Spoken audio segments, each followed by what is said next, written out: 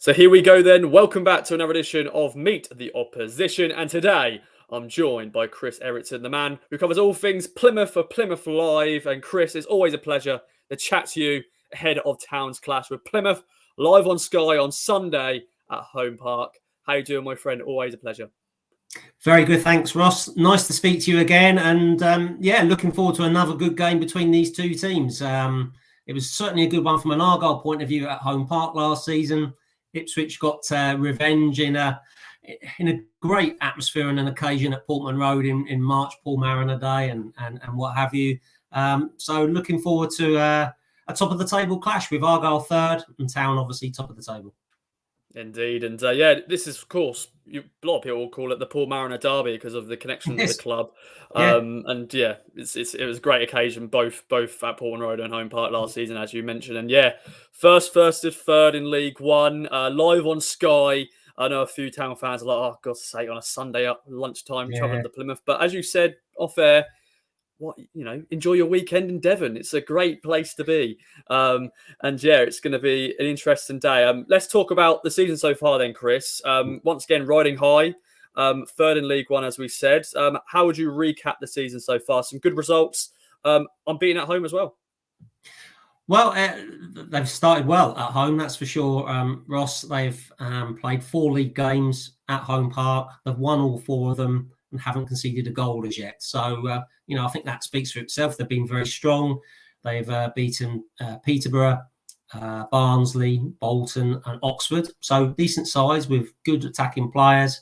And they've done a good job of keeping them quiet. But, of course, Ipswich, as the viewers will know, have got some great attacking options. Connor Chaplin seems to be scoring plenty of goals at the moment, for example, and someone who always did well for Portsmouth against Argyle in previous meetings, but they've been strong at home. That's been the foundation for the season. They've had a couple of decent results on the road as well, but they're very keen to try and make Home Park as difficult a place as possible for the opposition. Of course, for every team that comes down to Plymouth, it is a long journey. I always make the point that Argyle have got to do 23 long journeys in the season, but it is a long journey down, and with the atmosphere and the journey down, it's always important from an Argyle perspective to try and get on the front foot early on, start the game, and make the opposition think that they're going to be in for a tough 90 minutes.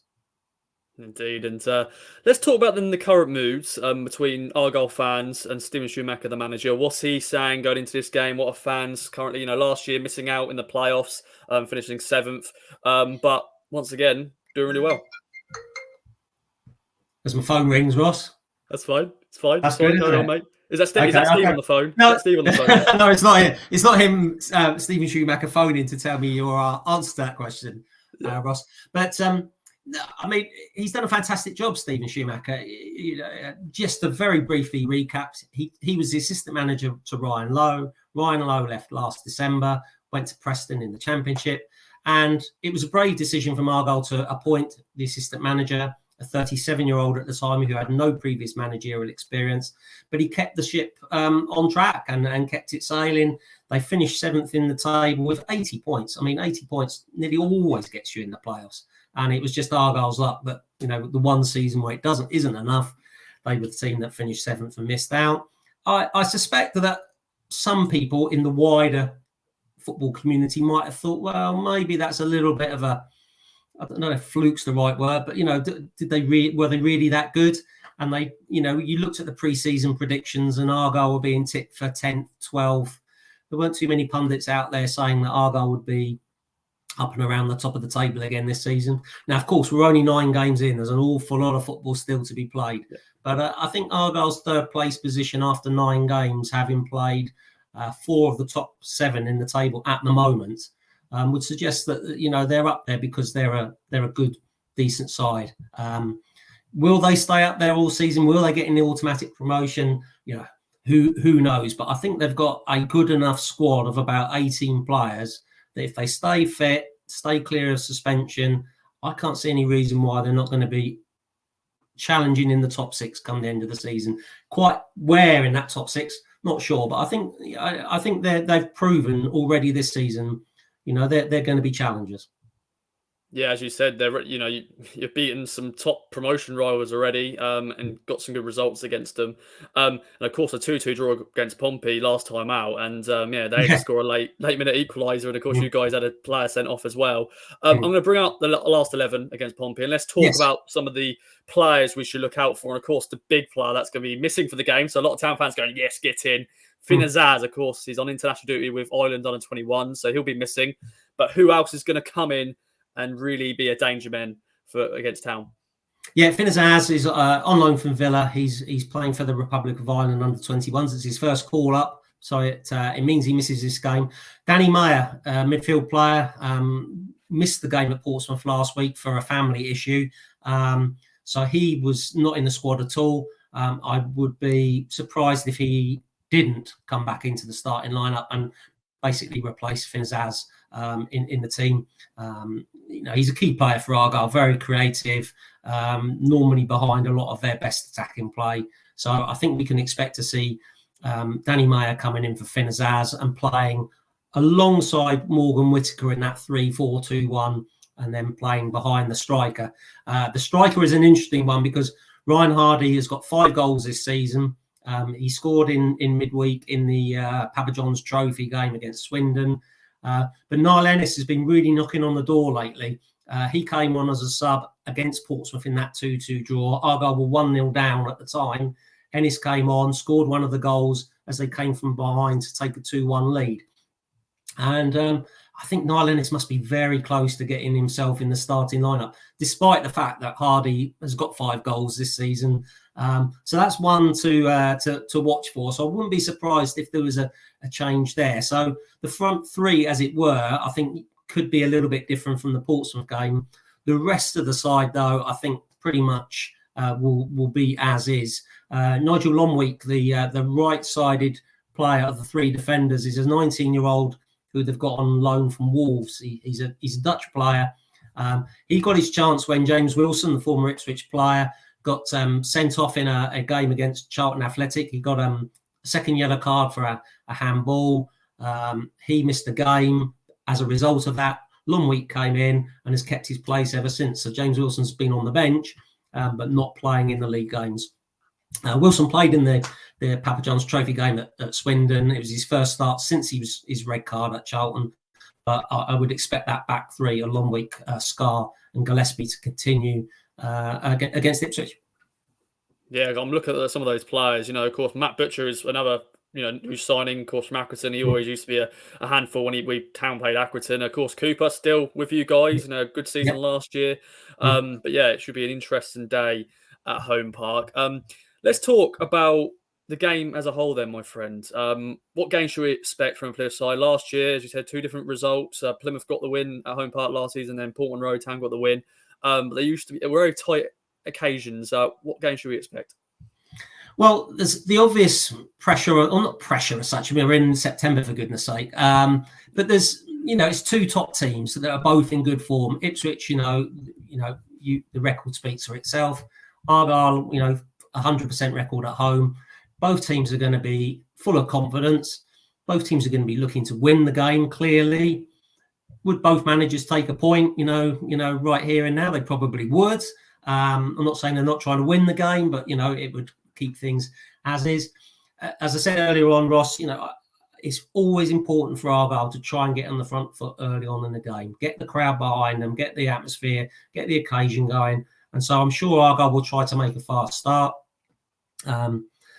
If I'm aware of that, I'm sure Ipswich are going to be well aware of that. So they will perhaps be expecting Argyle to try and make a fast start. So it's 2 informed teams, 2 teams that, are sitting high in the table, 2 teams that, had good form at the back end of last season, really, to a large degree. And they've sort of managed to build on last season and put themselves at the top of the table. I think it's got all the makings of a really good game. I think it'll be open. I think there'll be chances. No, it should, but it should be a really good game.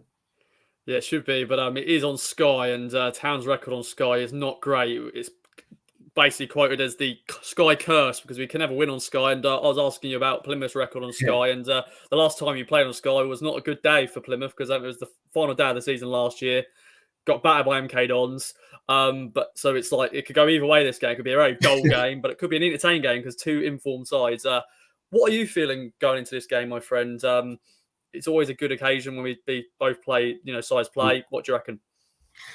Well, the Milton Keynes Dons game that you referred to, Ross, was a 5-0 defeat on the final day of the season, which is why they missed out in the playoffs. So with Ipswich's Sky curse and Argyle losing 5-0 last time they were on Sky TV, that's why I said it should be a good game because the respective records on TV perhaps aren't the best.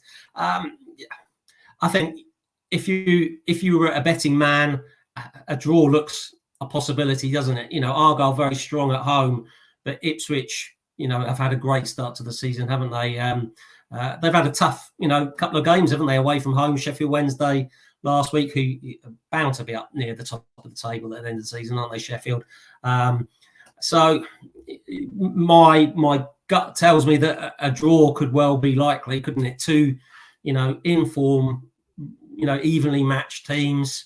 Early in the season, they might be happy for that, but I could see it being more of a sort of 2-2 or something like that than a 0-0 in a draw. But like I say, it's got all the makings of a really good game. So I hope it is, and then what the score will be, bit of a luck of the draw to a degree.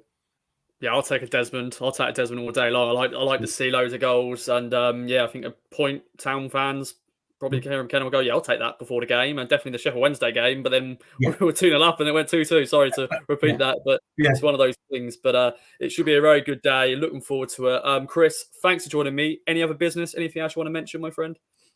Well, if the fans are coming down to Plymouth, I know it's a pain when they get changed and you have to change bookings and stuff like that. But great part of the world down here. If you are coming down for the weekend, the weather forecast is good. There's plenty of nice eating and drinking places around the Barbican and the Hoe. Saturday afternoon down on the Hoe will be lovely. Find yourself somewhere to sit and have a bite to eat and have a drink. You'll have a great Saturday, and then obviously the game on Sunday lunchtime before the trip home. So without sounding like the Plymouth Tourist Board, you'll have a great time down here. Definitely, mate. It's been a pleasure. Thanks for joining me. Thanks, everyone, for watching. Of course, follow the game with us and also follow the game with Chris. If you want the Plymouth Argyle point of view, go on Plymouth Live and cover the game and see the game with Chris. But Chris, thanks for joining me. Bye-bye for now. See you later, Ross.